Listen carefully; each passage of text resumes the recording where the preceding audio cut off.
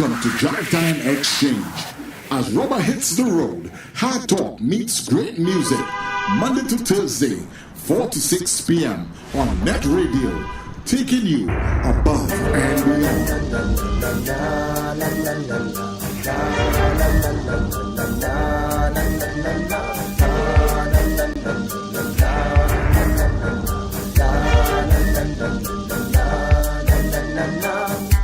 Yeah, well, this is the water. Also aqua. Get ready to flow. There we go. It's all about flooding the stream. Keep it flooding. When you see we back down, blowing all over the town. We join up like a wassail. Full pressure when we start to whine. Give it up. So when you feel like chipping, get in the line.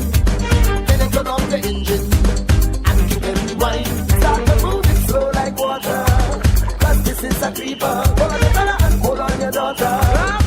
When you see me back come down, blowing all over the town. We join up like a wassail. Full pressure when we start to whine. I know we going now. And with that, we say a very special good afternoon to everybody, wherever you might be situated. Those of you right here in Trinidad and Tobago, up and down the Caribbean, and of course, everybody else who's streaming all around the globe.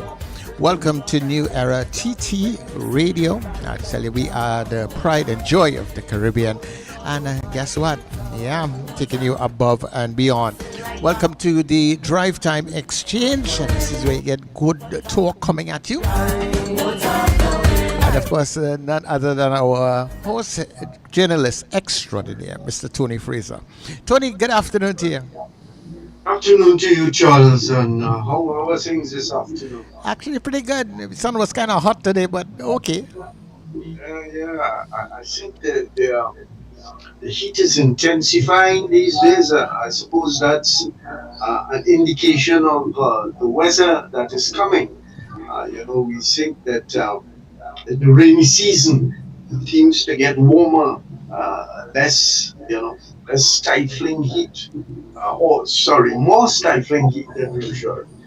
And right in the context of all of that, we're going to talk this afternoon, or at least I am going to listen, probe as far as possible. And the two guests I have are going to talk about, give the answers to the perennial question as to what has been done to prevent as far as possible the extremes of flooding. The rate comes, that is what happens.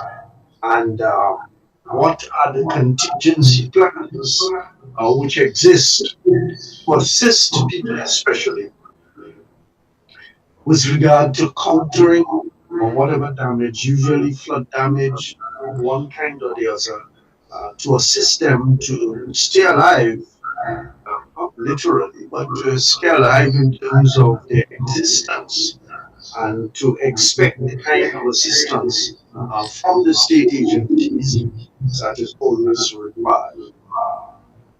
Charo, I'm hearing something like a drumming in the background. I don't know what that is, but you can see what. Yeah, I myself, I'm hearing. I'm trying to find out exactly what it is causing that. It's like a yes, feedback. Flooding is the discussion, and we have two persons here with us. We are dealing with Trinidad today. Of course, if the two guests can talk about Tobago, fine. But we plan to go separately. Tobago these days needs separate treatment, it's a political contingency. I won't enter into that discussion with the two gentlemen. I don't want to flavor their afternoon with politics. They have people who look after the environment, and people who get caught up in the environment of life.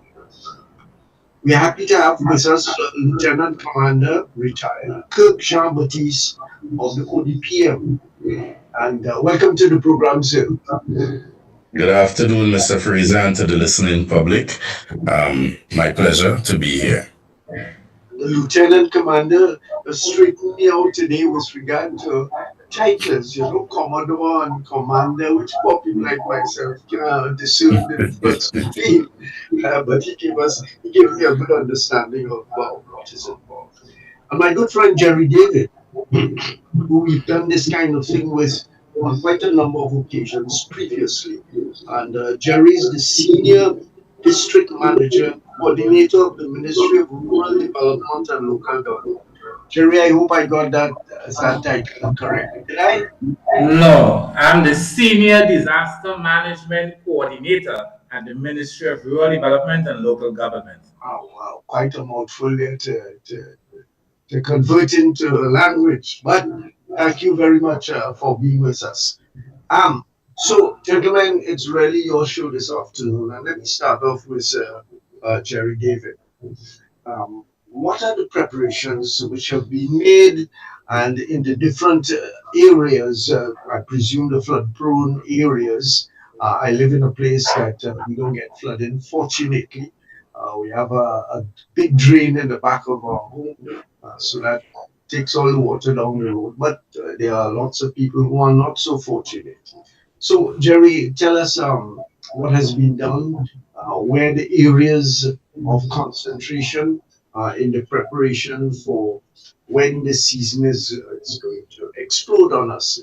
Incidentally, does any one of you have a time frame from the authorities as to when we are fully into the season? Jerry? We are into the season from the time from the time we arrive at the first of June. Okay. We are in, yes, and this year the Met Office actually declared the wet season officially open before the 1st of June. The last week in May. Yeah, the last week in May. All right. So go ahead, Jerry David, and tell us about the plans that have been made to at least mitigate against the flooding and the damage that residents suffer during this period.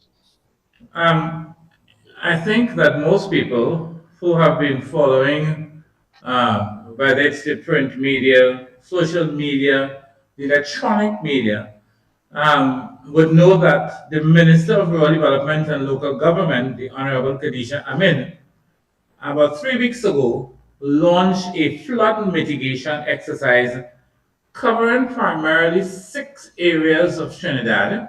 Why the 6 areas were the first targeted areas? Because they were the what we call the river basins. Tony, we have spoken at length about the South Oropouche River Basin, and that's the Pinal Debe side, and the North Oropouche, and which is the Sandy Grande side, and you have the Ottawa side, which ends up in Mayaro, the Caparo side, so that we have, and of course, we must talk about the Caroni, because that is the biggest water course that we have. So we have been doing mitigation exercises. The Ministry of Works and Transport and also the Ministry of Labor. Jerry, sorry, before you continue, what do you mean by mitigation exercises? Okay, what we are doing is that we are clearing water courses so that water can flow easily to the sea. You would be surprised to see the number of appliances we have found in water courses. We have found trees and tires and a range of stuff that Trinidadians, yes, Trinidadians still insist that that's the best place to dispose of some of those solid waste. And we also found that quite a bit of it was overgrown. Sorry again, Jerry. Is it that the state has not provided sufficient alternatives to taking up the old fridge and throwing it in the river? So therefore you leave people without options. No. We're not saying that again, Tony. We're not saying that again. Regional corporations have days on which they clearly state what are the days they are putting. You can put out your white waste, you can put out your stove, your fridge, your old stove, your old fridge, even the branch you cut from your tree, you can put it by the road, they tell you, and they come and they take it up.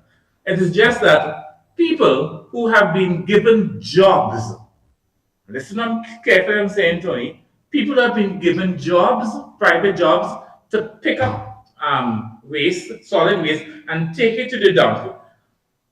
It's easier for them to make a quicker buck by turning at the side of the road. I personally have stopped people and told them, put it back in the van.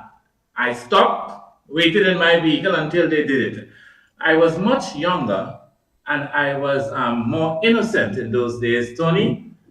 But as I grew older, I And a realized little bit stronger too. yes, and I realized that people now are very violent and that they carry firearms with them, and I don't know who.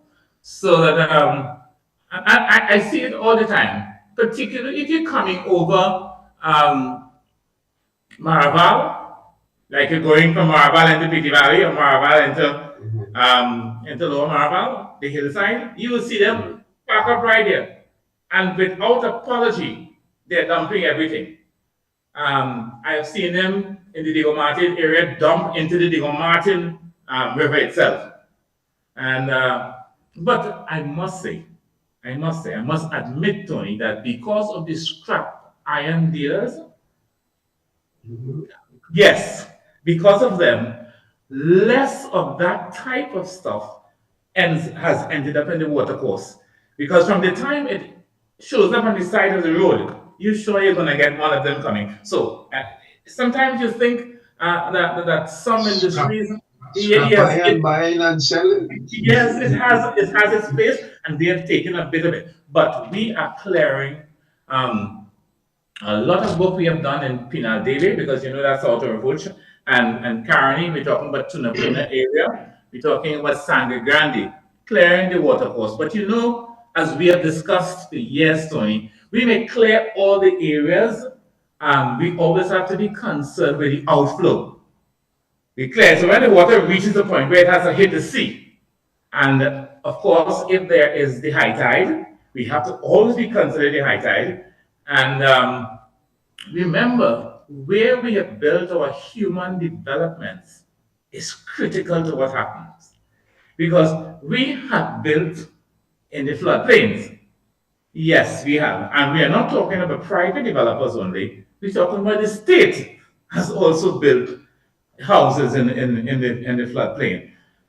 You know quite clearly that Greenvale was built in a floodplain. Everybody knows that. And sometimes if you have to build in a floodplain, then build the house on stilts, Tony. Build it on stilts. You understand? But if you build flat houses in floodplains, then you can do as much as you can to mitigate. It is eventually it is going to be inundated, and water will come into the in the homes. When the East Indian indentured laborers came to Trinidad, they knew to do that. You know why? Because they came from areas that were flood prone. So you will see the houses were built on stilts. Yeah, as modern times come along, even in those areas, bigger houses go up. Yep, yes, they build them on columns. As soon as the children they want to get married, you know what they do, Tony? They block around downstairs. Huh. Yes. So you block around downstairs. So the flooding now will take place downstairs.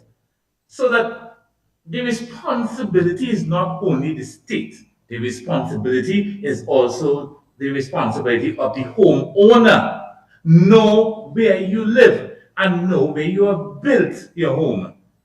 If you build near a river, and there are several homes that are built near riverbanks, it is obvious that, and not only because of climate change, you know, we blame climate change for everything.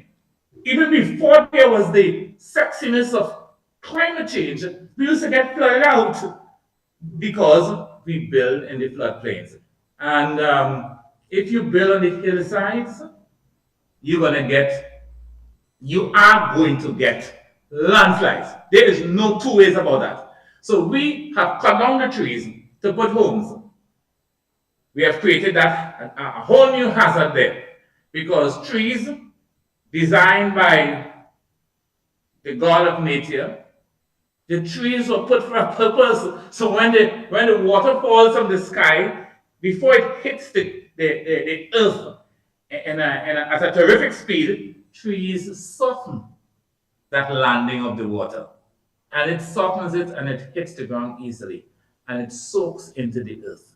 That's the purpose of trees. And if you cut the trees and you put concrete, and then you put corrugated iron sheets on top of the houses and what, then obviously the water is going to come down quickly. And that is what happens in the east-west corridor.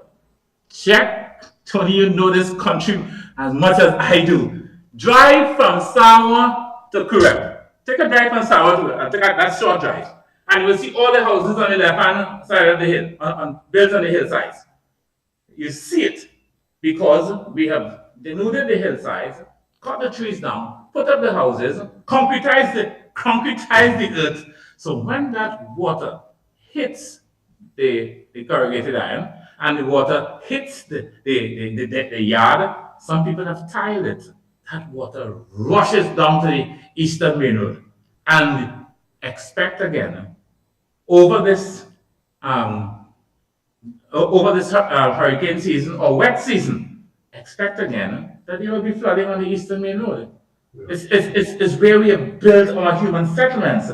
And the drains themselves over the years have not become larger, but we have added more houses. So more water traveling at a more terrific speed trying to catch itself into the same size drains, trying to get its way to the sea. I give you a little panoramic view there, Tony, of how. I live close to the Savana.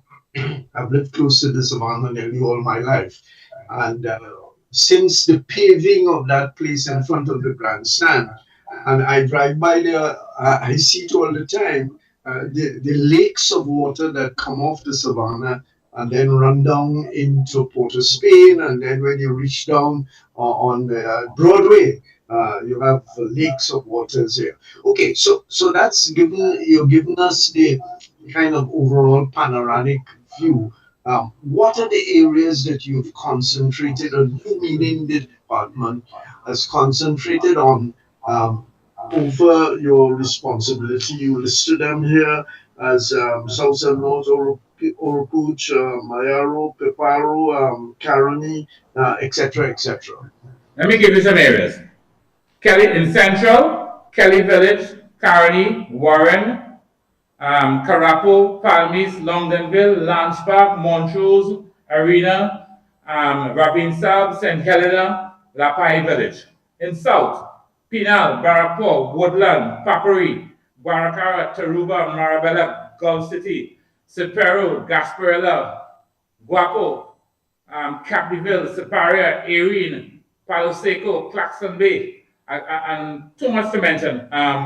South Oropuch, Victoria Village, Otwan and Navet. In the north, Mocha, Marabal, St. Anne's, Cascade, Belmont, Port of Spain, Diego Marti, Cocorit, North Coast Road, Barataria. In the east, Sangre Grande, Cunapo, Fishing Pond, Plumita. Then you have Santa Cruz, Saddle Road, Cantaro, Pipiol, Mont Lambert, and a number of areas where we know floods. Mm-hmm. Yeah. So what has been done in those areas? What we're doing, we're trying some of the areas are exposed to riverine flooding, like South Oropuch, Sandy Grande side, Caroni side, what I mentioned, areas like St. Helena and Kelly. Those are areas susceptible to riverine flooding, meaning the water that floods those areas, most of it comes not from the area, but it comes from the Caroni River. And the start of the Caroni River is in Haisafaripo, way on that side. And that water is coming through, all down the Eastern Main Road. You're talking about the San Juan River. We're talking about areas like the areas in the help me there. Always floods on on that side. It's a Bamboo good. number three. Bamboo number three. You always have flooding in that area. Bamboo number three. All that water is trying to get to the sea. It's trying, and it's trying to get across like at Guayma. It's trying to exit here at Guayma. So once the water starts to come from on the Caroni side, you're talking about from Aripo. And then if you're considering South Coach, consider that that water comes not from Pinal Debe, that water comes from Maruga. That water comes from Maruga. Goes to Princess Town. So the question, Jerry, is what has the organization done, knowing that the water will be coming down from those areas? What has been done to mitigate as far as possible? All we can do now is we are clearing a lot of work is doing clearing the channels to allow the water to flow. But as I said before, if we clear every single channel, we still have to consider the fact that the exit of the water is always susceptible to the variance of the tide. So you will find that that's what we call the riverine flooding. When it backs up and the water starts to pool, it's not like that in Diego Martin and Marabal. You know that the water will, and where you live, the water will rush you and go through the savannah at a speed, and that water ends up in Woodbrook. Yeah. That is Woodbrook, that it goes through the savannah and ends up way down in Woodbrook. Again, water is always seeking to get to the sea. Yeah? And I always say, since Christopher Columbus was here, that's where the water passed, Tony. Since when Christopher Columbus was here, the water passed all those tracks. Humans, we have built our settlements in the parts of it. So, with that in mind, we have to mitigate, as you say. So we're trying to mitigate. We're clearing the water courses, and I must admit we need some retention ponds, Tony. Which is a big thing.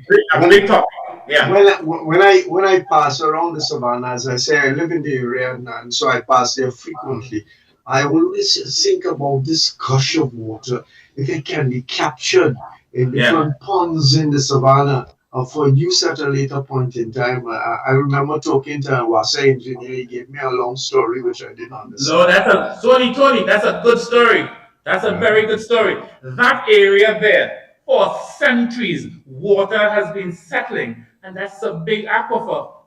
Yeah. Water, I understand that quite a bit of the water that the hospital uses is actually pumped from there. Come from there. Yeah. Yes, so that if you only dig there to put a pond, Tony, is water you're going to find below there. You notice there are several water pumps all over the savannah? Yes, so that's true. For that purpose, yeah. All right, so let's go to the man from the ODPM, the Lieutenant Commander, Kirk Jean-Baptiste. Good afternoon again. I always wanted to ask you if you have American blood in you. Do you? I can't say. Yeah, you're family from Moruga also? Actually, my father would have been from Miaro side. Right, so anything is possible in the Republic of Trinidad and Tobago in terms of heritage. Right. You look like American, but that's another story. So, yes. So the ODPM's responsibility, as I understand it, is to coordinate all of the efforts. And recently, the head of the ODPM seemed to have run into some political flack from ministers who felt that the ODPM was doing sufficient to deal with the situation. So maybe you could start off by giving us an appreciation of the responsibility of the ODPM and where does it come into the whole business of mitigation, etc. Right. So Kirk will stay away from the political part of it. That's okay. Right, but The I will ODPM talk is in politics. I have license for you that. you have license for that, my friend. Right? So the ODPM is a coordinating agency, right? But we also involve ourselves in education and educating communities. So we have outreach programs, right? Just like local government has their programs where their DMUs educate people, we educate as well. We go into the schools, we go into the communities, right? The same kind of vernacular that Jerry's talking about, because mitigative responsibilities begin with us. We keep balling where this one, where this agency, where that agency, but it begins with us, right? I also have a background from the EMA, right, before I joined the military, right? So what Mr. David is talking about is very real. Local government is the on the ground first responder in your region, in your district. Something happens, the disaster management units of local government, the 14 regional corporations, they activate with and they get going. Now, should we have a disaster or a hazard so large that it overwhelms several corporations at a time, right? And it's a level 2. So that's a level 1. At level 2, they say ODPM you need to come in. ODPM will come in now. And with the regional corporation, we coordinate all the other agencies of the state. Tobago Defense Force, Fire, Police, Tech, WASA, TSTT. Because then you're talking about it's not just flood and flood through your house, you're talking landslides. You're talking telephone poles, electrical poles come down, tree collapse on houses. You're talking about people who didn't listen to when Jerry and they say, well, you can't stay here, you need to come out of this area. And they say, we're not leaving our home. You can't tell me where to go. Right? So we now have to go and call the Coast Guard and get them to come with dinghies and come and get you. Now, in that vernacular, we have distributed some dinghies to local government, and they would, of course, they're using it in the areas that are very heavily flood prone. They've gone through training in order to use those dinghies properly. They're really ribs, right? Which means rigid hull, right? Inflatable boat, right? So the hull is rigid, but it have an inflatable gunwale of inflatable rim around it. And they have learned how to use that, right? So we coordinate. We make sure these times that our warehouse is stocked. So if the warehousing for like mattresses, water, tarpaulin runs low, Mr. David could say, hey, ODPM, we need to get a restock. We need help, right? So we get in, we coordinate, we make sure that all this is done, right? And priorities of importance, right? So people have to do a lot of stuff to stop the dumping because it's very painstaking to see. Before you continue, Lieutenant Commander, for clarification purposes, if I understand you, what you're saying, if my yard flood a little bit and so on, I shouldn't call the ODPM. That is not the ODPM's responsibility immediately. No. ODPM is a kind of manager of resources. Am I getting yes, correct? sir. Go ahead and explain. It has been designed so that the local government, which is in all the regional corporations, have disaster management units and they have officers in those units. Those officers have been doing a lot of work. They go out, they make sure people in the community know them, they make sure they know their community, right? So somebody call and say, down in Johnstone Street here, the whole street flood out, with 4 feet of water, he activates, right? He gets with who he needs to, if he knows who he calls to get the little backhoe, the little whatever, to help, right? So they get involved and they do what they have to do. It's only when and I'll give you an example of what overwhelmed, what came to a level 2. Remember the oil spill in Tobago? Right, when that became a level 2, I led 2 two contingents. We deployed two contingents, February the 19th to the 25th, 2024, and March the 3rd to the 10th. And we were in Tobago. We had ODPM staff, ODPM volunteers. We have volunteers as well. They come from all walks of life, and they are strictly volunteers. There's no pay for them, right? And we went to Tobago. Some people were out in the fields, shoveling, cleaning up oil. Persons like me, I would have been the chief information officer, right? I also doubled as the operations chief in the Joint Operation Command Center in Tobago, right alongside Mr. Alan Stewart. And we work together and we get in and we coordinate all the agencies, the heritage, this one, that one, all the local people in Tobago, the fishermen, right? And we make sure every day, every morning, everybody knows what they're going to do, and every evening we brief again to know what's happening, etc. So we coordinate, we manage until the disaster comes to a level where we could allow the other agencies to finish and clean up, etc. So that is exactly what we are at this point in time. So we and local government work together well, right? And we and all the other state agencies work together well, right? We're too small to not work together well. We have to work together well, right? So, so the ODPM has a certain amount of resources, heavy resources, tractors, whatever, those kinds of things that you lend to, not lend somebody something. Well, not tractors. Yeah, not tractors. Things like mattresses, tarpaulins, and household items. We even have cots. We have portable toilets. We have recently acquired so that we could set up remote field areas, what we call rapid deployment tents. So we could set up a remote something somewhere to coordinate from there. We have communications. We have if we need to see what's going on in the area, our GIS team could set out the drones and take a look.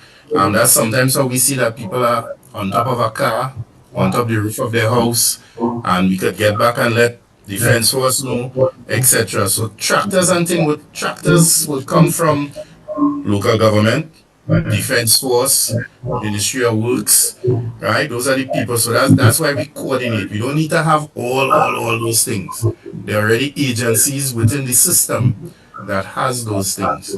We just need to coordinate so that things aren't helter-skelter, right? It's important for coordination.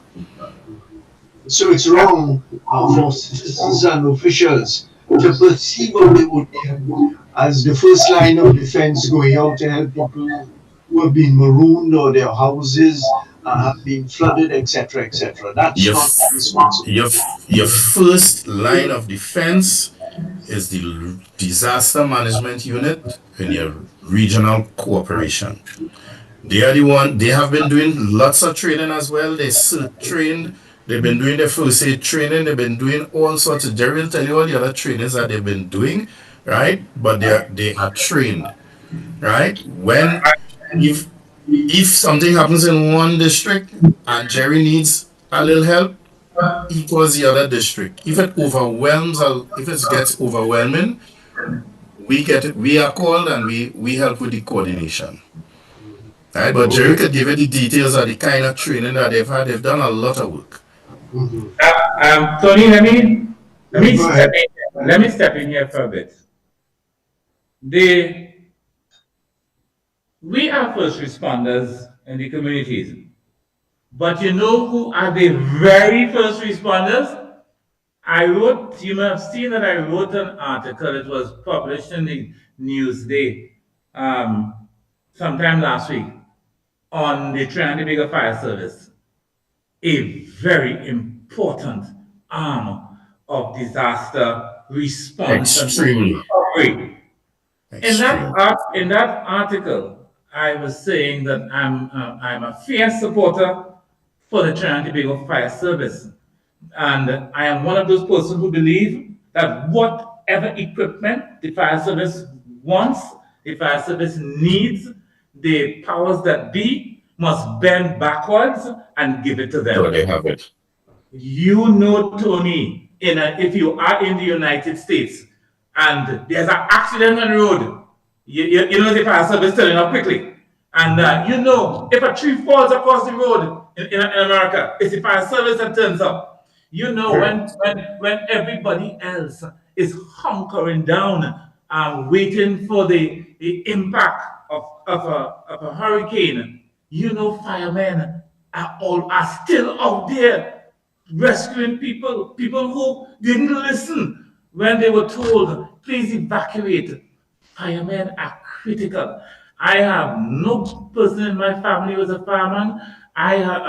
But I tell you, I respect firemen, firefighters highly, and I'm hoping that I can use this your radio as a platform to tell the new government, which I support wholeheartedly, please, the fire service, fix that, and disaster response and recovery will get a boost. Like if you, as if you hit someone, not a COVID shot, not COVID shot, like you hit him, a booster That's shot. You know, that is what is needed. We support them wholeheartedly. You're asking about the response, Right. but yeah. Before you go on, what is required to get the fire services involved in a situation? Tree falls, etc., etc. yeah. Simple call. So the tree, if a tree falls across the main road during the day, and we met with the management of the fire service on Monday. This Monday he told me all the disaster coordinators met with all the divisional managers of the fire service, and we sat and we discussed what we have, what they have, and in some cases we have more than they have. So that in terms of chainsaws, they if they don't have it, I have I have promised and I told them that each fire station in Trinidad I will lend them 2 chainsaws. Tony, don't ask me how much I have because I've been preparing for something big for years. So if it's one thing I have, it's chainsaws. Changes. Yes, because you know everybody have a tree around the house. Is it as avocado tree, a pomegranate tree, Oh, a mango. cherry tree or a mango tree around the Yes. house, and it's very close to the house. We tell them cut it so that Trim it. yes, the winds wouldn't smash on top of it, but they don't. So we are letting them that. We are giving them if when they go out, if they need tarpaulins, um, we are supplying that to assist them also. As far as we are concerned, any of all the resources we have and the fire service needs it in their work of response, we are giving it to them. At night times, we ask the fire service. Remember, we don't run a 24/7 operation in DMU as the fire service runs. So we say, you guys go and clear the roadway. Just make it clear enough that one car could pass. If it's too big for you, that one car could pass. In the morning, we will dispatch our backhoes, we will dispatch our full team of tree cutters, and we will clear the road. So we cooperate with them in that respect. So Jerry, tell me, what has the unit done so far? And this is a unit of the Ministry of Local Government. What has been done so far? What have you been called out to? What areas have so far experienced some measure of flooding? Well, the area that the disaster management units have had to really work hard at is the areas in the Caroni area. That's it, and that will be the Tunapuna Piapo Regional Corporation because that's where all of the water ends up before it exits. And we have trained Jean Baptiste gave a little overview. We have trained firefighters, we have trained, but of course, let me say, we have organized all the training through the Coast Guard. The Coast Guard comes out and Correct. they train the firefighters, they train our officers, they train our CERT volunteers so that they can actually assist. Currently, the ministry is expecting 8 rescue boats. And Jean-Baptiste, we're moving away from the dinghies because we find that they very in waters they can get ripped very easy. So we are buying these aluminum bottom boats, Right. aluminum boats, so Yeah. that I know yes, them. and they can rescue more people. They are about Correct. 15 feet long. So we are doing that so that we can improve the capacity to save persons. But part of our problem that I realize, Tony, is that you have to see people if you have to save them. Correct. Soon, on all the stream flow stations we have in the country, we will have cameras. So the ministry is installing cameras on all its stream flow stations so that we can actually see 100. We're starting off with 100. 100 and plenty for Trinidad, Tony. It's not a whole lot. So, because it's a wide area we're covering. Because we want to be able to first see where they now, we can know the water levels now because we have stream flow stations. And the ministry always publishes what level of water. You will have seen that all over social media. You would see the level of water in all the main rivers. But that was not enough.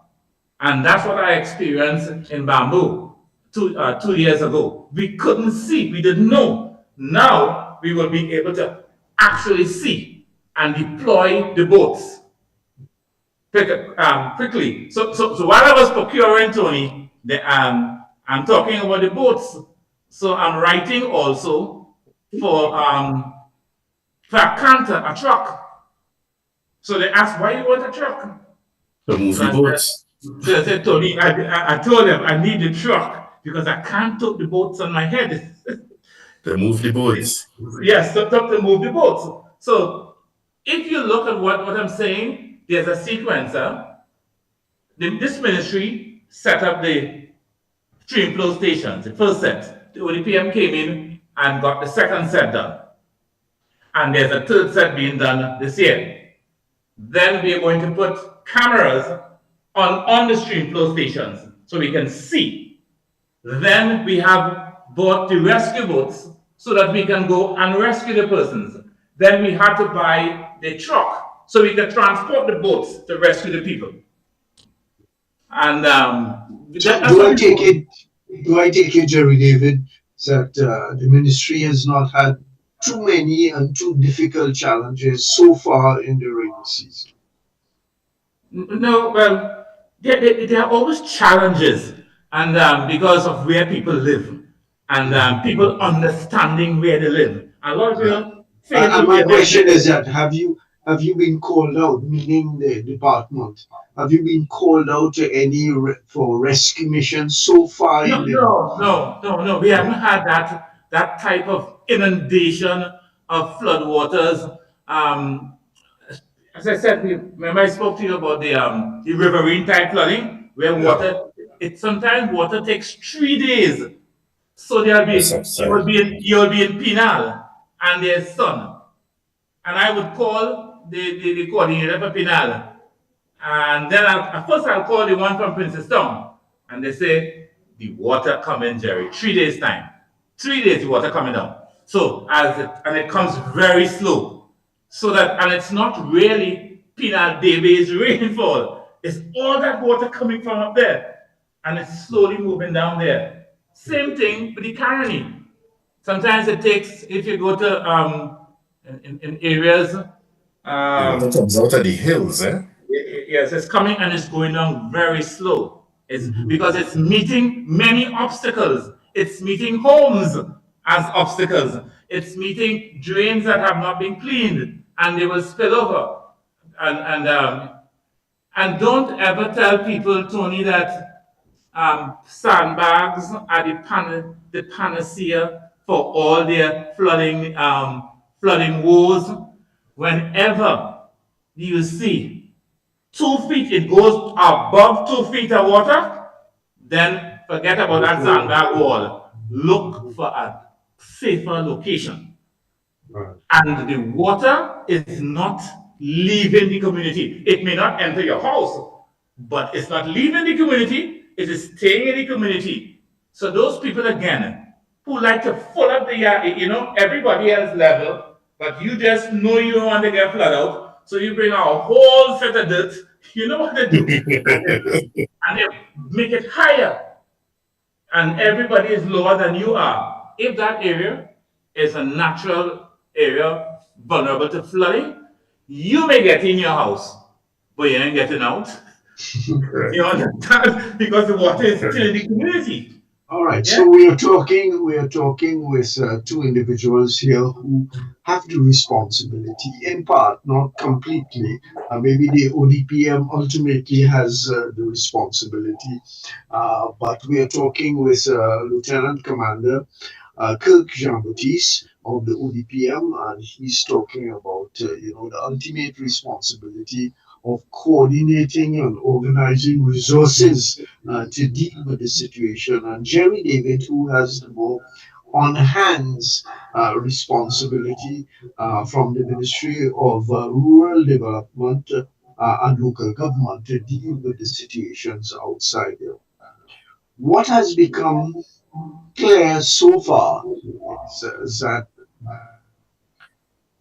there is going to be, and if I listen to the weather people in the evening, they talk about how many storms are to come, etc., etc. What are the expectations with regard to the weight of the rainfall this year? Also, Jean Baptiste and Jerry David can comment on that. Let's go to Lieutenant Commander Jean Baptiste first. Right. What are Well, the predictions? right. Well, firstly, they are forecasts, not predictions. And the Met Office is who we liaise with very closely to know when things are coming. So, for instance, a storm is coming. You get at least 3 days warning. And we would send that out. Local government will know, and everybody will be telling people, all right, this thing is coming, guys. Get yourself ready, right? Get waterproof all your important documents. If you know you live in a flood prone area, um get your vehicles to higher ground. See about your livestock and your crops, right? Don't leave them to drown.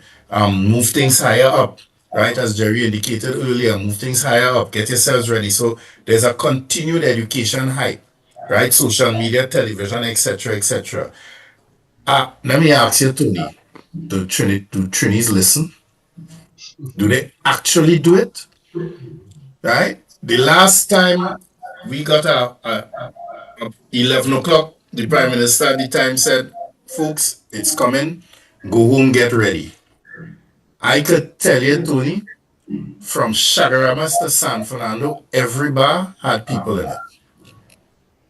Right? And then they were running down by the 2 hours before the rainfall, they harassing Jerry David people, right? To get sandbags. Because they realize no shocks had come in. Right? They crowding up the grocery. Right? They clogging up the gas station, which ultimately blocks the road for you to pass. Right? Because they now realize, oh good, all this set of rain, it coming. Right? And we don't listen. So we are in the midst at the ODPM of trying to change a culture. The culture that God is a Trini needs to change. Yes, we have not had a full-scale national disaster probably since after 63 was when something in the 80s. And There was we've one had somewhere in the 70s. Yeah. 70s, right? And after that, there have been regional or district issues, right? So you would find it people who live in the areas that actually get hit regularly, they may and will respond differently to the people who live in areas like I live San Fernando, so hardly ever you'll get flood unless you live directly close to the crossing river, right? Which tends to overflow its banks every now and then, right? But that mentality, that culture, the culture to listen, right? You know how painstaking it is for Jerry and they to know that we just cleared this river. And I don't know if as people do like to see a cleared river, right? They'll turn right around and start to throw stuff in the same river again. Now that river that Jerry's talking about, that's coming. Let's use the vernacular of let's use the area of Caroni River. They currently dealing with water that coming from all up in the hills, the northern range. That water on its own is coming with rocks, fallen trees from in the forest, and a certain level of mud. So it already coming with stuff behind it. Then it coming to meet all the stuff that you didn't throw out for the proper garbage people to pick up, right? That you dump in your river. People encroaching on river land.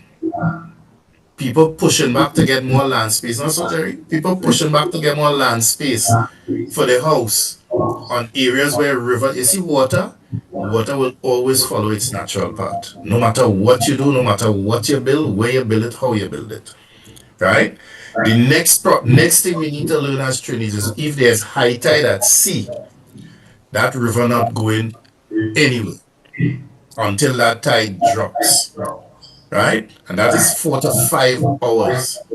Sometimes water staying in your community for days because it has to flow. It has to flow with the area that's closest to the sea first, and then the next area, and then the next area, right? And we have to understand, if we tell you all, hey, this community is going to get overwhelmed. You need to move out. You need to move to a shelter. People don't listen to that. Not just Trinidad and Tobago. All over the world, people tend not to listen to it.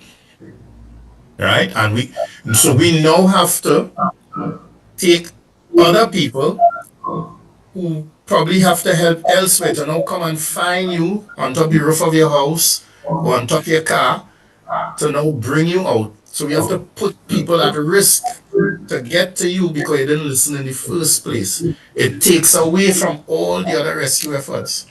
It takes away from the coordinating effort that we have to do, right? It takes away from what Jerry David, disaster management coordinators, could be doing, because a lot of people don't listen. That culture we have, right, that somebody else will do it, needs to change. If everybody in the community make sure that the drain in front and the back of the house clear, trim the tree.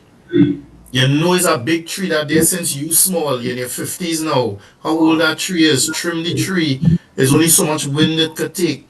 Help us out. No, you can't trim a bearing tree.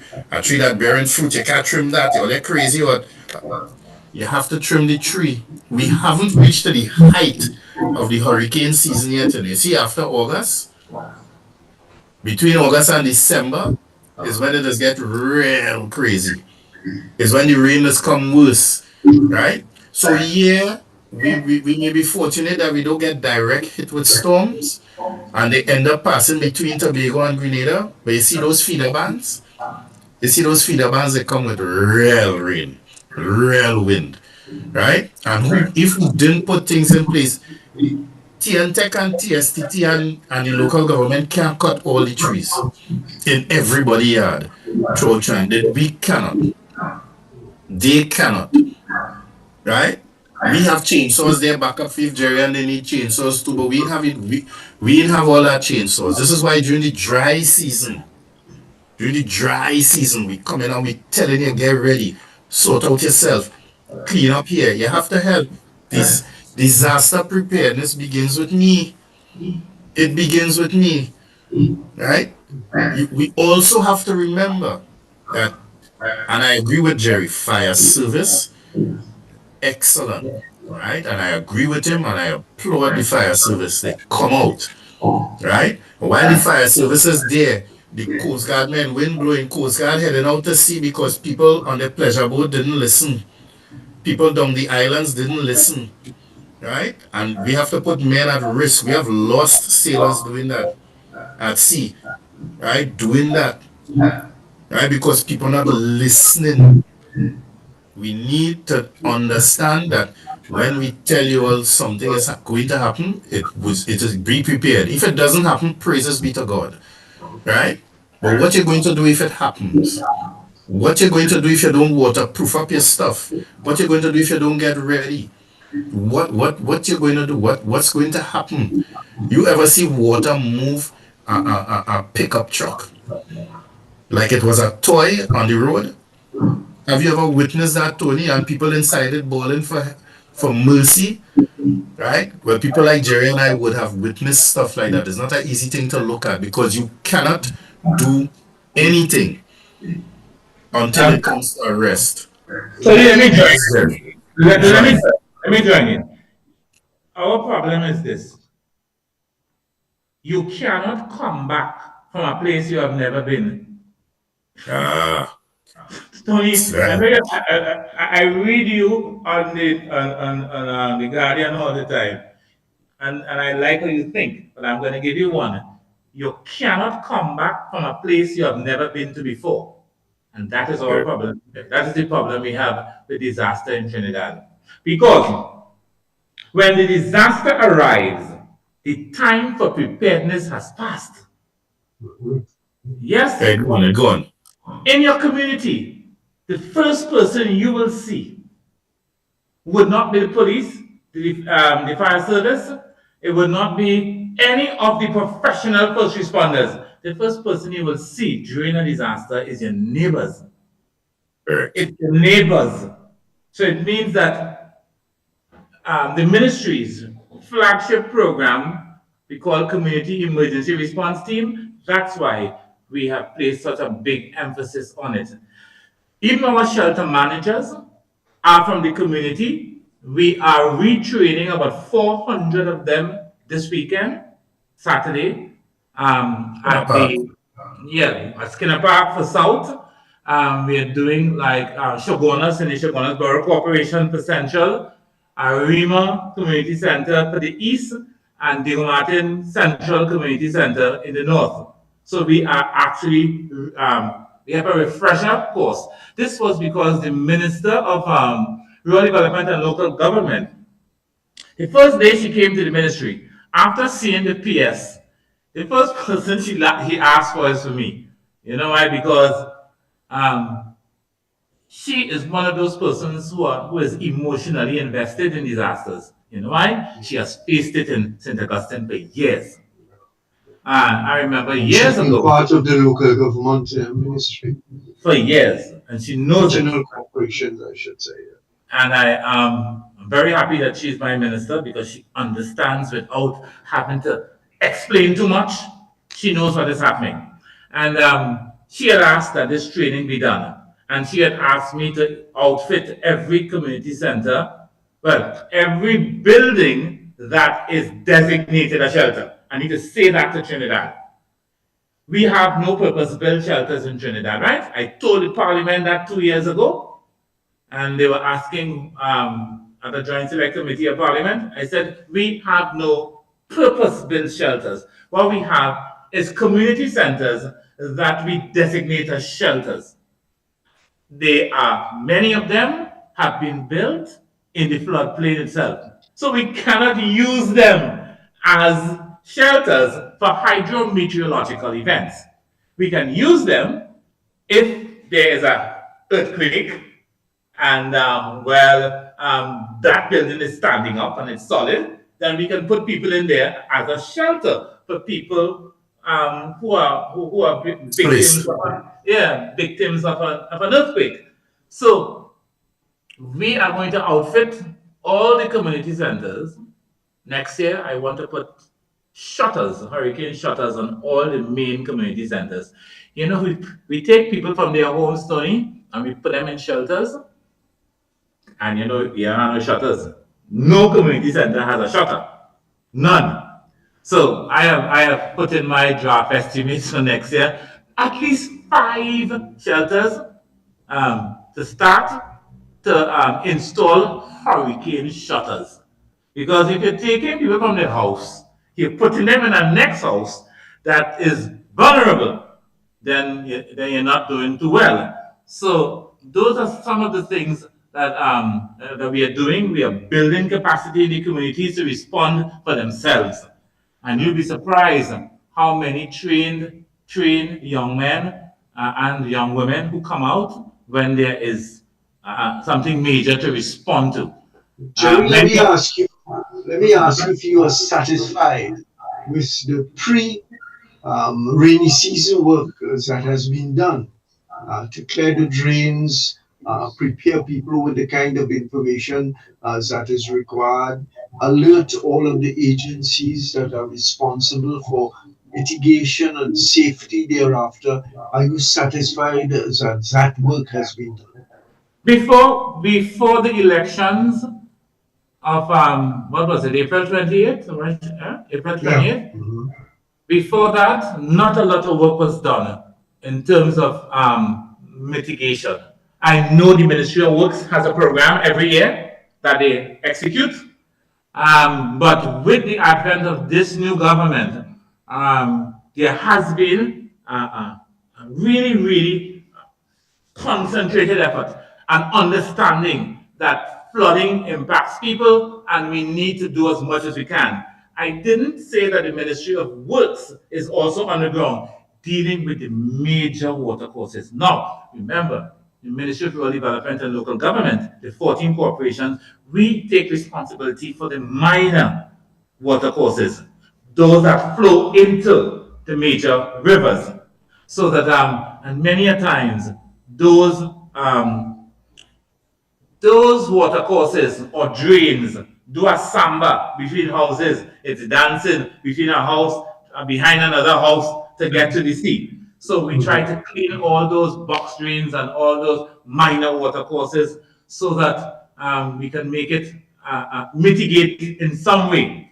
It will not always work, Tony. It will not always work because somebody always blocking up something down the road that we never saw. You know, people block huge sections of land because they say it's theirs that goes into the main water course and water backs up and affects individuals.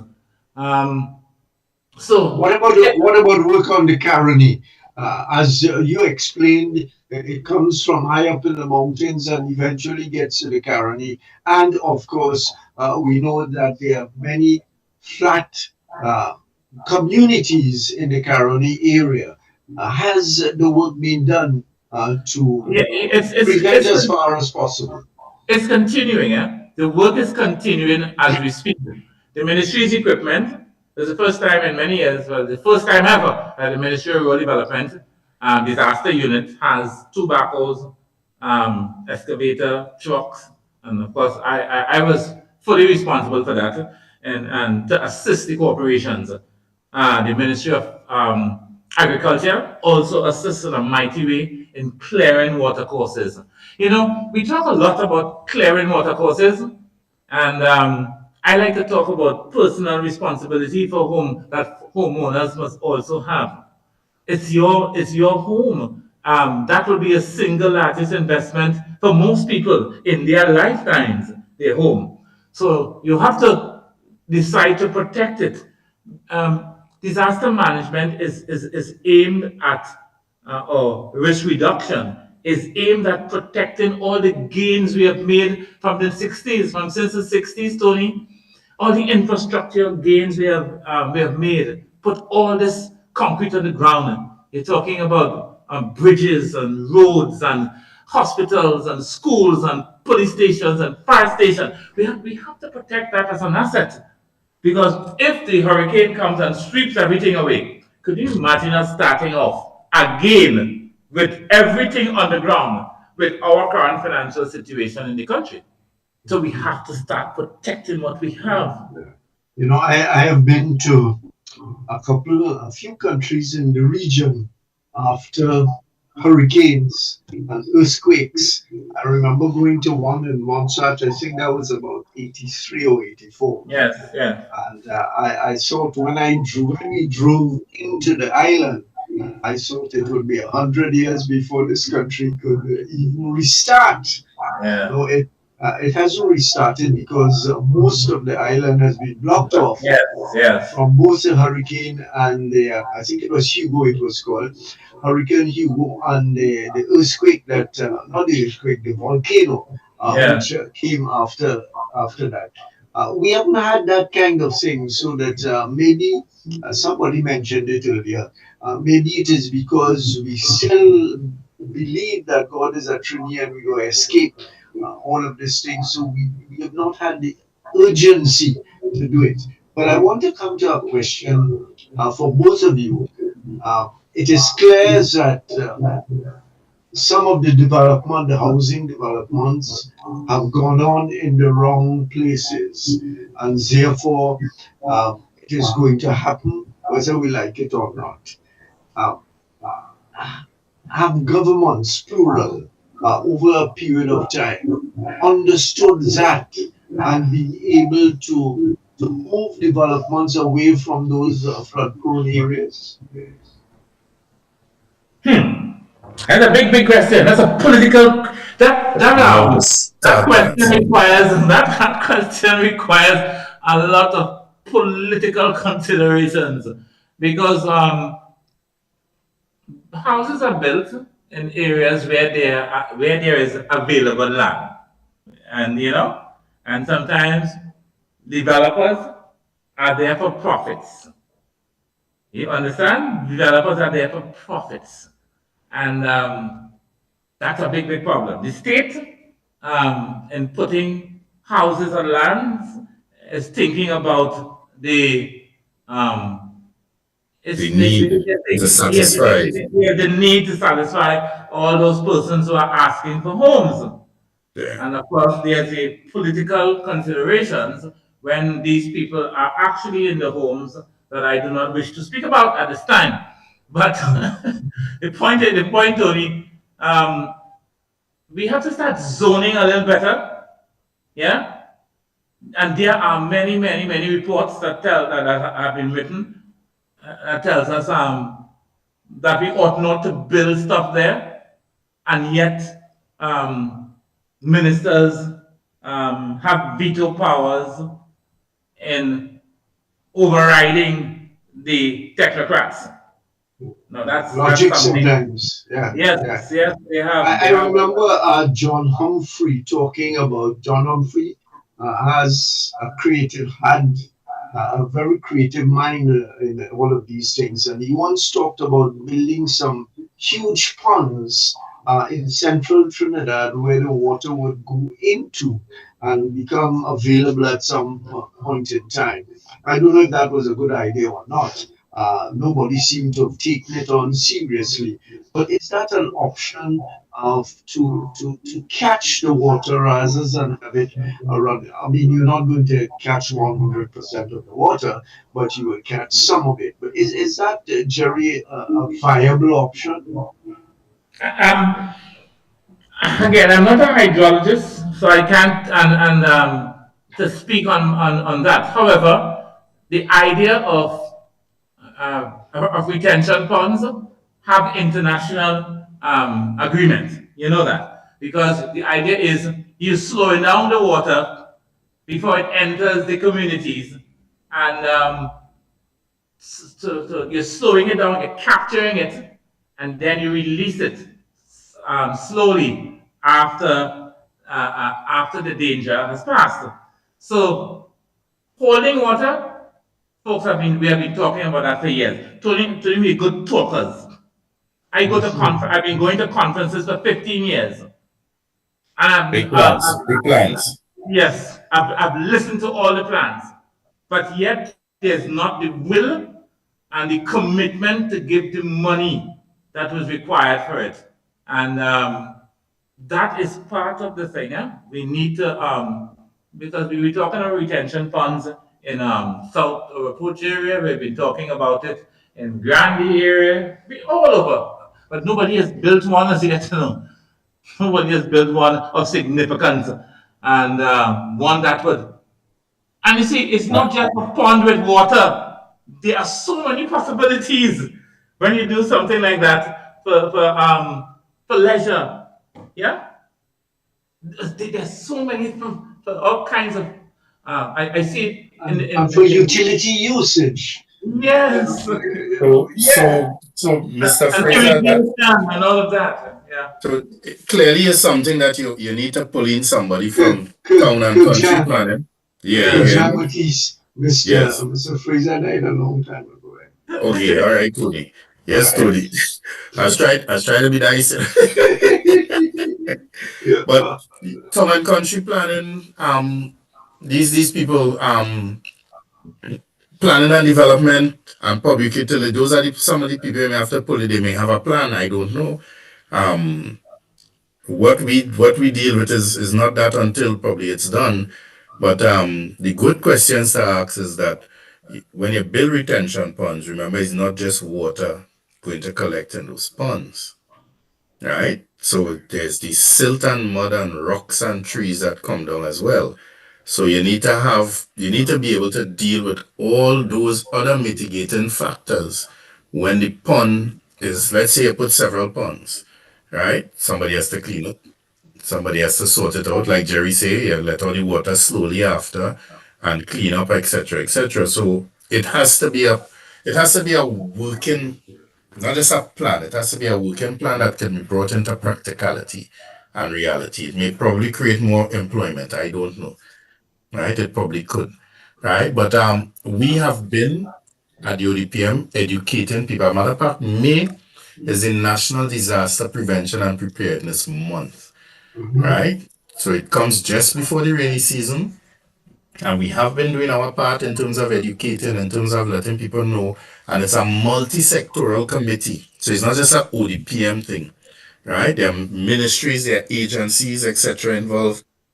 We have done business continuity planning. We have even gone as far as cyber security during disasters. We've spoken about Met has come in. Met has had their their climate overview forum. They've done a webinar on it.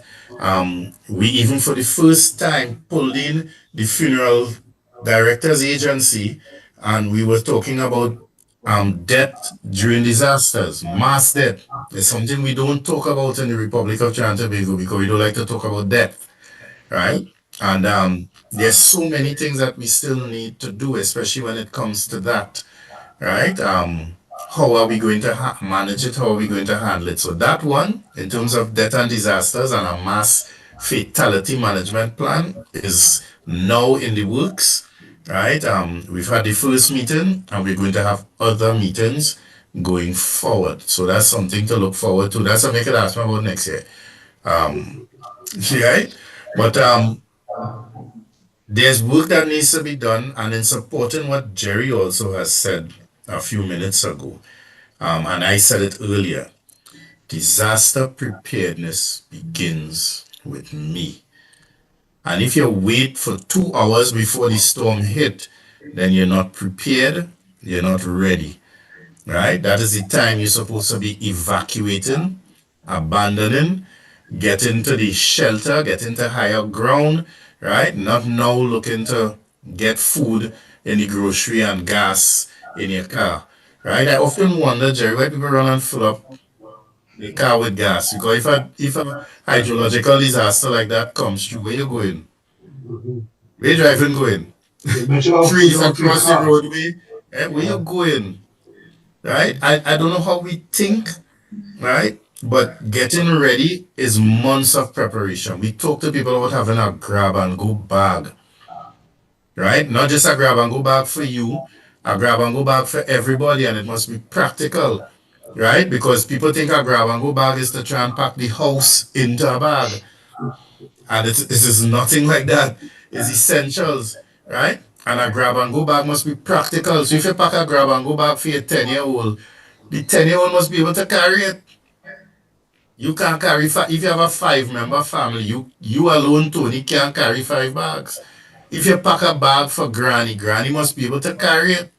It has to be practical, right? And that's something people have to practice. That's something people have to. And where you going? What's your route to get to this shelter that Mr. David just talked about?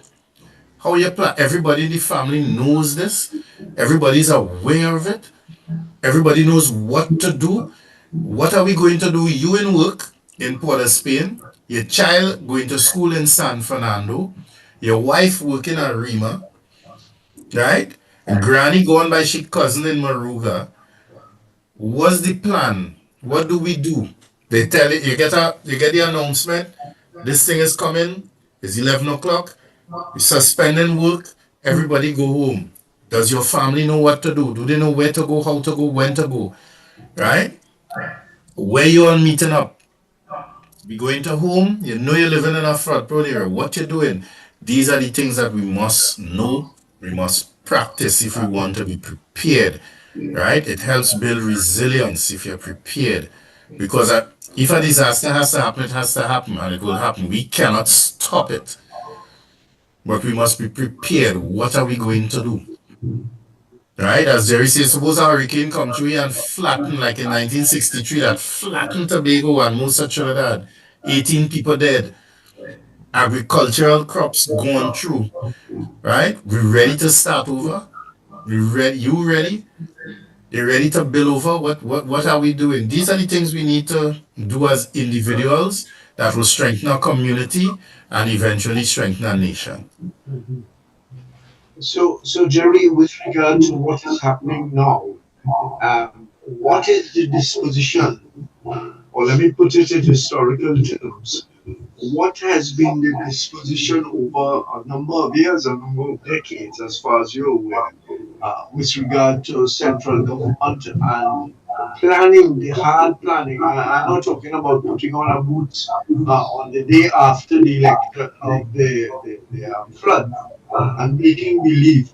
I'm talking about the hard work that has to be done on the ground. Uh, Professor John Spence used to talk about, agricultural lands and building lands and etc., and demarcating areas for certain types of activities. I mean, those things have been said for donkey's years. Yes, a So decade. what's a government? What are governments, plural? What are they disposed to do to these very common sense measures that are being put forward? Tony, I'm glad you mentioned Professor Spence because over many years I have listened to many of his um, exhortations on this, and yet the planners have not done much in terms of. Remember, I mentioned zoning, where you put agriculture, where you put housing, and to organize the society in that type of way. Uh, I think we missed a golden opportunity when we had oil booms, Tony. That was the time when we could have done those things.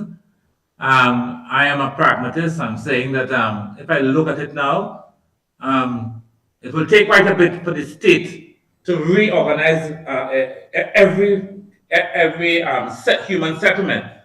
If you want to put in some places where you have to put retention ponds, you may have to move out whole communities, huh? Because the best place where you can put it is likely to be occupied by by by A persons. whole set of people.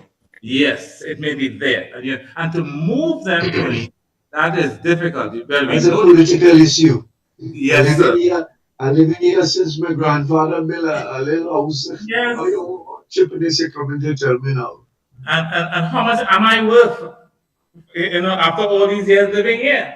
Yeah. So those are some of the things. But um, we can't talk about those. We can't talk about it. But for this particular season here, Tony, I am concentrating on how I can help individuals in all these communities reduce the risk of some of these hazards impacting them to the point where it becomes fatal. I would really be So distraught for that. Jerry, tell our listeners about that. That sounds very interesting. What you're planning to do, given the hurricane rain and hurricane season really is upon us at this point in time. But we have started it already. Throughout Trinidad and Tony, we're going to graduate 250 community emergency response team volunteers from over 6 or 8 communities. And we have trained them in search and rescue. We have trained them in disaster medical operations, the psychology of disaster, how to build a sandbag wall, how to use chainsaws. We have done that. So we have to take the approach that, hey, people live in the communities already. That's their human settlement. So since they live there, then we must give them tools that they can use to be able to lessen the impact of this particular hazard that may impact them. Of course, when we do that, we're giving them the option, that's really state responsible now, give them the option. If all these things that we have doing, training you to respond and to help your neighbors, if it doesn't work, then we must have shelters in place. And we have buildings that we have designated as shelters. We are putting people there. We are training people to do every possible thing um, that is required if a community is impacted. There will be some that will be too big. If the whole mountain slides down because of a mudslide, then isn't much we can do except hope the individuals are alive and we have equipment that we can help move people out. I don't like to talk about the mundane, but when you're thinking disaster, that's what you have to think about the mundane, and you have to think about the realities of it all. But we are working on people. Tony, I have 50,000 hurricane straps. If I ask people to come and collect them, they're very slow to do it because there's too much work. And hurricane straps are for those homes that are built primarily out of the roof is wood. And there are a lot of homes in Trinidad with wooden roofs. They may not be in Port of Spain, but throughout the areas that are very vulnerable, go to Sandy Grande in some areas in Sandy Grande. Yes. Go to some areas in Caroni. Yes. And you will see a lot of houses still have wooden roofs with galvanized sheets. What do these straps do? What are they used for? Okay. When a hurricane makes landfall, beside the water, the other major hazard is wind, high wind. So you know the roofs will blow off. Once your roof blows off, then that's it. All safety is gone. Because the water is gonna come, you're gonna soak you, and you can't stay there at all. So what the hurricane straps do is that it will hold like the wall plate onto the rafters onto the wall plate of the house. It can secure the superstructure of the house. And there are wooden. You will be surprised how many people have wooden houses in many places in Trinidad, in very vulnerable places. If you go to Rio Claro and those areas that are really susceptible to high winds, Mayaro area, you still have that, a lot of it. And in the north, there are people who put on roofs and they have no ring beams. Tony, you would see that. I can't imagine. You will build a house and they carry it up to brick height, right? You're supposed to now cast a ring beam to hold the superstructure I together. reinforce name, yes. Yes, none. And they just rest a sea purlin, not back-to-back sea purlin, no. One sea purlin. And they try to place it inside the brick section. I have seen whole roofs lift up the homes and fall to the ground. All the galvanized on still, all the screws on still, all the purlins The on. reframing still in place, Still in place. like a parachute. Pick up and put down. And that's right. You've seen that many, many times. And but let me get back to what I'm saying. We have these hurricane straps. We say to the public and to the corporations, come and get them. We don't need them. They're not an ornament. They are instruments. Come and take them and put it on. It will enforce the roof and assist, and 14 stones, named stones are predicted, right? Some owners may think it's too much of a trouble to put their roof is on. Yes. It's too much of a trouble to get these straps inside of the roof to hold whatever. I don't know. Yes. So now, even if you have ceiling on, and many of those homes don't have no ceiling, some of them don't have. If you don't have ceiling, it makes it easier for you. Right. You can get a step ladder, and you can get it, and you screw it in. You don't Okay. nail it in. Right. Yeah, you screw it in, you don't nail it in. So those are some of the things we want to encourage people um, to make use of it. And the ministry is willing to give it out. It's free. Yeah. Where just to inform our listeners as to where these straps can be collected. At the Ministry of Rural Development and Local Government, you can come to Kent House, or you can go to your regional corporation, DMUs, and you can ask them for it. And they will be dispatched. So it's important. And you know what we did too, Tony? When we bought the hurricane straps, we said we know Trinidadians will say they don't have the screw gun to put in the screws. So we bought about 20 of those screw guns. Tony, they still sit down in boxes in the ministry. We telling people, come and take it, and we will lend them to you. And so, yes, so that you can actually, and then those that have the power packs, the battery, yeah, just to go and come and take it, pleading with Trinidadians, come and take it, please. And I'm pleading again, just go to the corporation, ask for this, ask for it, and they will actually assist you and with the screw gun to put on the hurricane straps. Okay. So there's no excuse for not collecting them and securing your roof. Oh, no excuse. Absolutely. No excuse. Just to indicate our listeners once again that we are talking about the approaching hurricane season. In fact, according to what we've been told, the hurricane season has already started in June. And bit by bit, I presume that we will see increasing showers, heavier than what is happening. And ultimately, the predictions of hurricanes and high winds and storms will come. And we are talking with Jerry David, who is from the Ministry of Local Government and with the responsibility for doing the rural development and local government. And we have, of course, Lieutenant Commander, retired Kirk Jean Baptiste of the ODPM. And as we learned earlier on, is that we shouldn't expect the ODPM to come out and maybe there was some misunderstanding of the responsibility and role of the ODPM when the new government came into office, and somebody was screaming that the ODPM was not on the road doing what is required.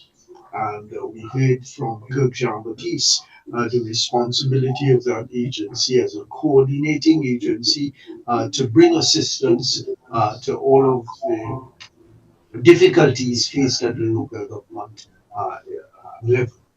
So, Kirk Jean Baptiste, let me ask you about the plans that the ODPM may have already developed, should have already developed for any particular kind of assistance out of the ordinary that can be needed in the weeks and months ahead.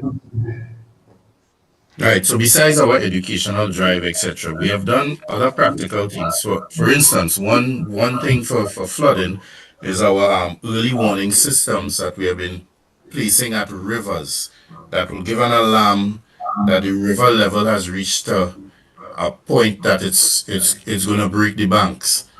Right. So people could also be aware. 2 years ago, we introduced something called PANS, Public Alert Notification System, where you can sign up. If you go to our website, you could sign up from there, www.odpm.gov.tt, and that gives, you would have seen in movies, people in a grocery in a mall and everybody phone going off, and they look at it and they get a warning, right? It's an official warning that comes to your phone. It could go to your email, it could go to SMS, or you could get a call. So if you only depend on Wi-Fi and you're not in the Wi-Fi zone, you'll get a call. right? So it's a system that moves from, so if you didn't open the WhatsApp, it will move to your email. If you didn't open the email and respond, it will move to your SMS. If you didn't respond to the SMS, it will move to your to calling you, and you'll get a kind of AI voice telling you what is happening. Right? So it's not just for hurricanes, it's for any kind of disaster that will cause major disruption. We've used it for land slippage on the northern range, the North Coast Road, especially going up to Maracas, right? Friday night have a land slippage. You know what happens on a weekend? Everybody gonna try to rush up to Maracas, not knowing. We send out. So we encourage people to sign up, right? We encourage people, right, to listen to weather updates. Not weather updates from Miami, weather updates from the Met office, the Trinidad and Tobago Met services, right? That they would send to ODPM and they'd send to local government, and we'll farm out on social media, and they'll farm out on the television stations, right? We encourage people to secure your loose objects in your yard, right? People have a lot of stuff all over the yard. I don't know what that is about, right? Loose galvanized. Jerry just talk about people whole roof blowing off. Loose galvanized flying about is a very dangerous thing, right? It can kill, right? You need to have. Do you have a 3-day water supply, Tony, in your house for everybody? Yes, I do. Okay, right. Have a 3-day I'm a water massive supply. fan. Nice, right? Place important documents in waterproof containers. We saying it all the time, right? But every year you will see people, my house flood out, all this stuff going through, and they want compensation. You know where you're living. Let's be practical, let's be real. You know where you're living. You know what's going to happen if it rains for more than 2 days. What is going to happen, right? You know you're living at the foothills of the northern range, right? Water is only flow down, not up.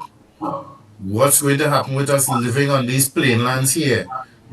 We need to get ready, right? And that's what we've been educating people about. We ourselves have been getting ready, right? So we would have trained members of the Engineer Battalion Defense Force in the rapid deployment tents, right? In what we call incident command systems, in what we call initial damage assessment, right? So defense force people, we've had police, we've had fire, we've had ODPM volunteers, right? We've had several people or organizations that have been trained, right? And those are the things that we are doing, right? Plus we are making sure that we are stocked and we are ready in the case of anything major that is going to happen. We have two national emergency operation centers. That's where the coordination takes place, right? So if the NEOC is activated, it means that we are the ODPM going to a 24-hour mode, right? And we already have a 2-shift system in place, right? Where the staff is divided in two, right? And we coordinate with Defense Force, Fire, all the ministries that are necessary, all the agencies that are necessary. And they come right here in Tacarigua, right? Or we go up to Mausika, right? Where the other NEOC is, and we coordinate from there, right? So let's say you see fire, we have a senior fire person here in the NEOC, and we get a call that something is happening X, Y, and Z. He knows now how to deploy his resources, where his resources going to come from, who he's going to send, what type of equipment we have, right? And he could call any of the other substation officers or station officers and get that done, right? Police play an important factor in disaster management, right? Because people lose their mind, right? All discipline goes out the window, right? Especially after the days after the impact. Yeah, when people start to get hungry, when they didn't stock up on any food, right? When people children start to get hungry, a man will do anything to feed his child, right? So law enforcement comes in, and we need to know these things, right? So all those things are the things that are being prepared for. We need to prepare. Again, I'm going back to that line. Disaster management begins with me. It's better we be ready then we be sorry.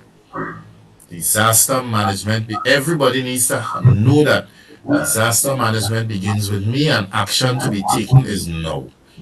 Yeah.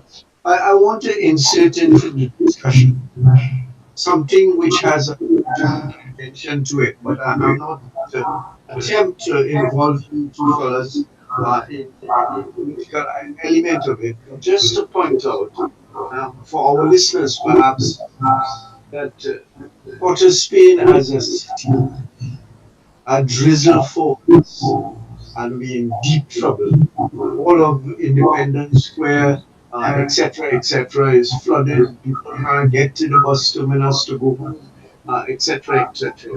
I remember very well the Millet study on the drainage system of Spain. It has not been implemented. Man died. I remember interviewing him on a couple of occasions. The man died. He has not been paid for his systems. But the important thing is that nothing has been done to implement the suggestions that he must have put into the planning document for the city. So that, in a way, our governments have plural have I remember when Jack Warner was minister of something, I don't remember exactly what it was, but he developed some plan to have the water down in the South Ski area drain off somewhere else. It's been some time, I don't remember exactly what has happened. The point I'm making here is that the government or succeeding governments have done little about dealing with the drainage situation in the city of Port of Spain. A little bit of rain falls and people can't get out of their offices to get transport and so on. Jerry and Lieutenant Commander Jean Baptiste, these must be factors which have made life very difficult for citizens over the decades. And I'm not saying that the solutions are easy to implement, but clearly there are things that to be done in the circumstances. But Tony, you seem to have the answers, you know. You asked that question because I think you have you have the answer. The as you said, the Ministry of Works Drainage Division has done quite a bit. Remember when we installed pumps way down on the other side um, by the lighthouse? We Yeah, had big yeah. pumps that were pumping water out, and that helped quite a bit, you know. But I don't know whatever came of the pumps. I don't Still know. But functional. I think they're still functional. okay, so there's yeah. I hope that they are. Then there was a question the recent Minister of Works talked about pumps going missing from some place. Yes, I Uh, think yes. But I haven't seen it working. I know I remember seeing it working, and it really dispersed quite a bit of water out. yeah. I think that So was a Jack Warner project that he instituted. I don't know. But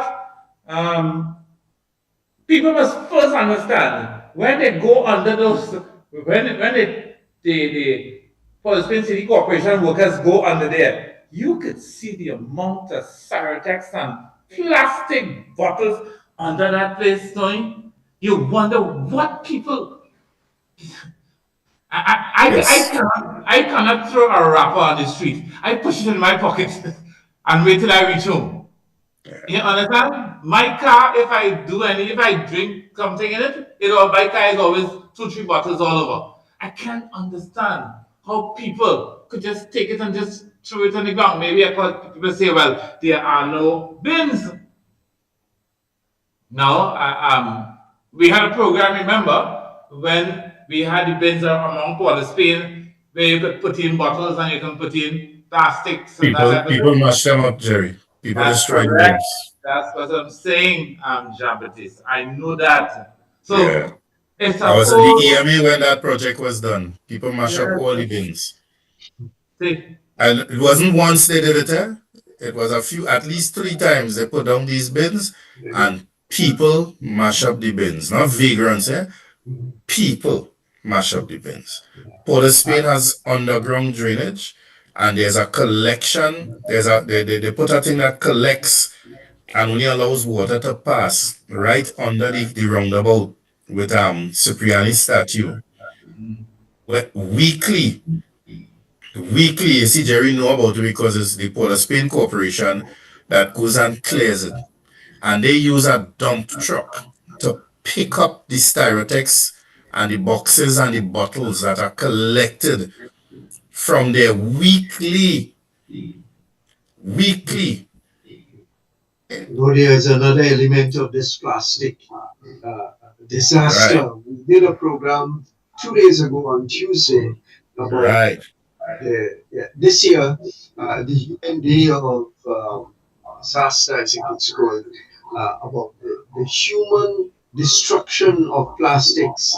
Everybody have a plastic cup, plastic bottle. It's a fad now to have water in a bottle that you walk around with, stylistically drink it, and then you throw it in some place that it will block That up it the shouldn't river. be. Yeah. So that apart from everything else, in fact, when we talked on that program a couple of days ago, the flooding was the lesser of the two evils, meaning that the human impact is even more disastrous from drinking water out of bottles into plastic containers. And since that program I've been looking around, we have so much plastic everywhere. You have a plastic bag, we go to the grocery and we get a plastic bag, and oh God, disaster all around. Everything is plastic. Yeah. Now to go back to your earlier question, Mhm. South Key floods, Yeah. and there are several factors that contribute to it. One is the human factor, yes, but remember historically, everything that is in line with the Catholic Cathedral going straight down to where City Gate is, right? Everything south of what you know today as Independence Square was water, was the sea. That is a Fact, historical it was fact. Marine Square. Marine In the Square, sea. right? I say Independence Square because the younger ones may not know Marine Square, right? And the only thing standing in the sea that is still there is the lighthouse and Fort San Andres, Yeah. right? Which had a footpath to go to the fort and a footpath to go to the lighthouse. Everything there is reclaimed land. When the sea level rises and it surges, water does what it normally knows to do. Right? So when it rises, it have nowhere else to go but right there, South Key. So we could pump it, we could do what we want. Right? South Key is susceptible to that flooding. Right? And I didn't say we wouldn't continue trying to see how best we could not let it flood. Right? But South Key is susceptible historically. When water surges and rises, it comes up. Right? So try and picture that area of Port of Spain before they reclaim the land. And what the sea would have been doing when a storm is coming. The sea cannot be controlled when weather changes. It cannot. Take it from a sailor. Tony, we have had the University of the West Indies from since, tell me what year? Sometime in the 60s. When it was the, um, You mean the history of UAE? yes, it was an agricultural The College of Imperial Agriculture or something like that. That's correct. And we have had bright people for decades. Study it. Study it. Tell me, why haven't we been able to come up with a solution with all these bright people we spend so much of money on at the University of the West Indies? Hold on. My father told me when Riverine Road was being built. It was built by an Indian engineer. You know, his name is Ramjit Kumar. I know you know that history. That Yes. Riverine Road was built by Ramjit Kumar. He eventually stayed in Trinidad and he became a politician. That same Andrew Kumar. And my father was telling me how they built it, how he built it. And he, being an engineer, did this fantastic job, and Ryson Road is still standing today. And so much so that they actually put up the Holiday Inn. Now, Tony, you would know what the Holiday Inn is. Now Radisson. It's not the Radisson. Um, It used to be Jam- Kubutong. yes, Jam, you, Yes. you can remember I hear that. I hear that. I don't know that. I learned that. Yes. Kubutong. I drove through Ryson Road when they were building Holiday Inn then as a child. So I'm saying that all these engineers, we have the modern day engineer using artificial intelligence and using so much of, but we can't find a solution for that for that whole Paul Spain situation. Tell me. In difficult times. And of course, we are coming to the end of the program now, and I just want each one of you to round up your statements and on all of the things that we've talked about, and particularly leaving with our listeners some of the really important things for them to do when the rains come in the kind of quantities that we know will cause disaster. Let's start with Lieutenant Commander Jean-Baptiste. Right. So we invite people to be educated, to know your community, right? Know what your community gives, know what happens in your community. You're either living in a flood prone community, or you're living in a community prone to land slippage, or you're living in a community that's high enough that wind will drastically affect you. Right? So always invite people to listen to weather updates. And those weather updates will come from the Met office, right? ODPM, local government, right? Police, fire, right? Listen to them. UE Seismic will tell you about earthquakes, right? Listen to those people. Secure your loose outdoor objects, right? Loose galvanize. Have a 3-day supply of drinking water for each family member, right? Ration, right? Place important documents in waterproof containers, right? Yes, fuel up your car, not 2 hours before the storm, but fuel up your car, right? Keep important numbers. Make sure your family is aware of the plan. If you know you have people who are impaired, whether they are wheelchair bound, whether they're bedridden, right? And you live in an area that water can run through your house, you need to move them a lot earlier than you would move yourself, right? So you need to be aware of all those things. Don't forget your pets. People just run out and leave pets chained to trees and chained to canals, right?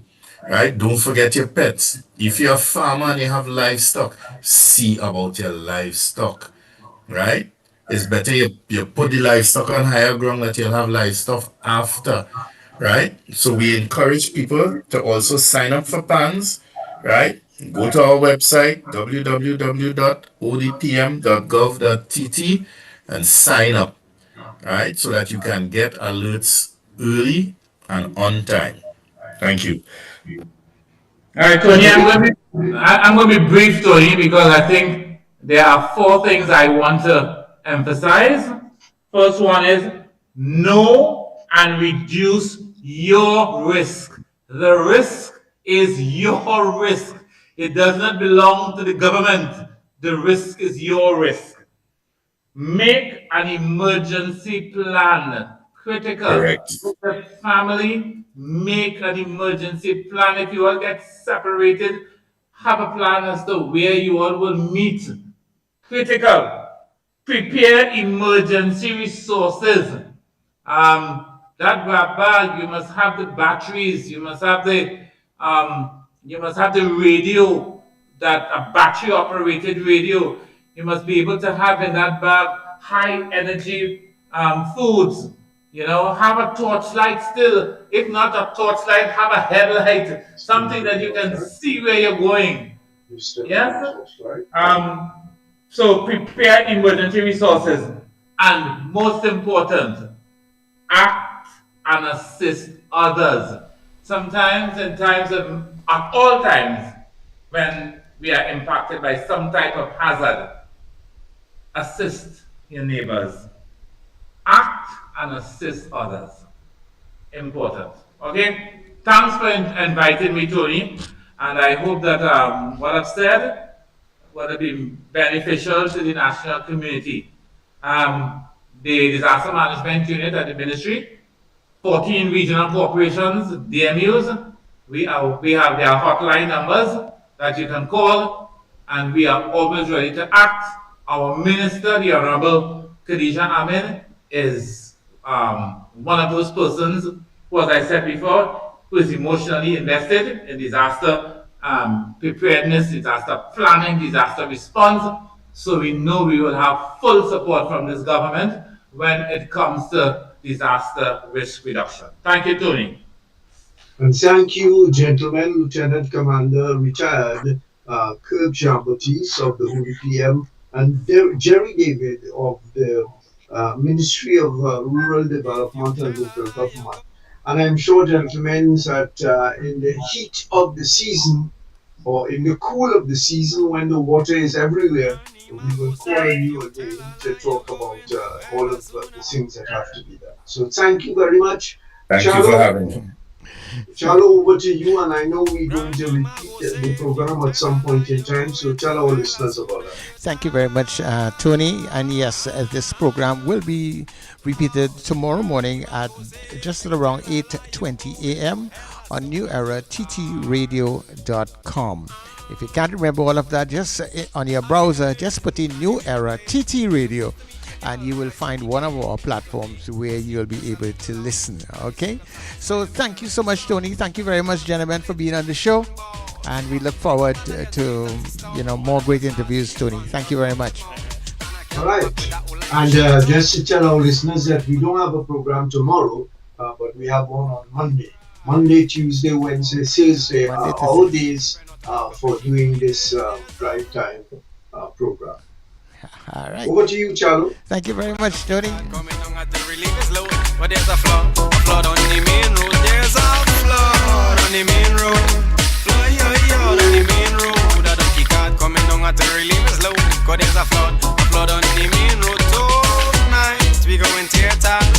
Planning let again it on the water. So I take a little part by the standpipe, and I know she go be real vexed with me tonight. So I have to think of my best lie. Tonight I go flick a cry. Whole evening, baby, I feeling sick. A bad roti put me in the toilet. And as I leaving home, Samantha call, cause Clanny getting big in the dance hall. But I can't tell me darling that at all. So I lie and tear by me, the rain it fall and cause a flood on the main road. Flood on the main road. A donkey cart coming down at the relief is low, but there's a flood